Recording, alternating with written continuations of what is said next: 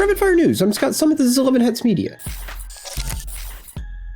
Dana White says the UFC will hold an event at the White House on July 4th of next year. Rumor has it that the main bout will be Putin versus Zelensky, and the undercard will be a real-life Hunger Games presented by Cat Turd and Jack Posobiec. I guess they figured it would be impractical to flood the White House lawn and have boat battles like in the Colosseum. Having gladiators fight exotic animals on the White House lawn would be uncouth, so they're going to do a cage fight instead. This is somehow simultaneously the greatest and the dumbest idea I've ever heard. Notice how I didn't even mention the guy who lives at the White House? Subscribe if that's something you're interested in. That being said, I'll probably watch. Let's move on. A woman staged a banana peel slip at a Goodwill in Connecticut. She also had an arrest warrant for insurance fraud dating back to 2004. First of all, what kind of terrible person do you have to be to sue Goodwill? Secondly, over 20 years worth of insurance fraud, and this is the one that they decide to arrest her for. What is going on in Connecticut? Third, the banana peel is a terrible strategy. We all know that that doesn't work because we tried it when we were children. Moral of the story, if you need to commit 20 years worth of insurance fraud, move to Connecticut and don't sue Goodwill. A Chinese man in the US is convicted of illegally shipping 850 turtles worth $1.4 million to China. For those keeping score, that's about $1,650 per turtle. Now announcing my new charity, 11 Hats Media Turtles for China. With our charitable action, we will donate thousands of Eastern box turtles to underprivileged and underserved youths in China. Our strategy will be waiting for the next Democratic president to restart USAID and then get them to pay for the overpriced turtles. Until then, your donations are appreciated. The Chinese youth and their love of turtles depend on you. Ghislaine Maxwell didn't unalive herself Tracker Day 11. She's still alive but was just granted work release from her Texas prison camp. Sounds like the Ghislaine Tracker may not last too much longer. You can't do it at the actual prison camp, that would be way too obvious, so what do?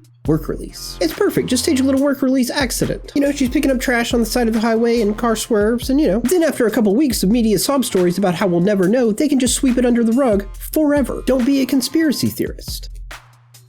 A lake in Minnesota was drained by accident. Officials say it was a mechanical issue, but it just sounds like someone forgot to press the off button. It's like the opposite of when you're filling your water bottle up at the fridge while distracted and it overflows everywhere. The worker was just draining the lake a little bit after some rain, got distracted, and ended up killing thousands of fish. We all make mistakes, moving on. After yesterday's segment joking about AI being your new boyfriend or girlfriend, I did some digging. It's bleak. Researchers are estimating that up to 16% of people in the US are in a relationship with ChatGPT. So according to those researchers, 1 out of every 7 people you see at the grocery store is in a relationship with ChatGPT. That sounds like a high estimate to me, but that's simply because I haven't lost all faith in humanity yet. Researchers' estimates are just guesses, but it sounds official because they're researchers. Anyway, the Go Touch Grass people are looking more right by the day. In other AI news, researchers have identified AI-induced psychosis. I beg of you, after watching this full video, liking and subscribing, turn the computer off. It will be there when you get back. A man in Oregon lost part of his arm after throwing a homemade grenade at car thieves. I fully expected that story to be out of Florida, but here we are. A word of advice to all the criminals out there looking into making homemade explosives. Hand grenades are not a viable option. I'm kidding. Starbucks in South Korea has asked its customers to stop bringing in their desktop computers. I think it's hilarious that it was such a problem that they had to address it on a national scale. I once saw a guy at Starbucks conducting an interview with a full-on 3-piece lighting setup. I found it amusing, but I was also getting my order to go. Next story. And Nepal has opened up hundreds of peaks to tourists for free. 11 Hats Media in Nepal, coming soon.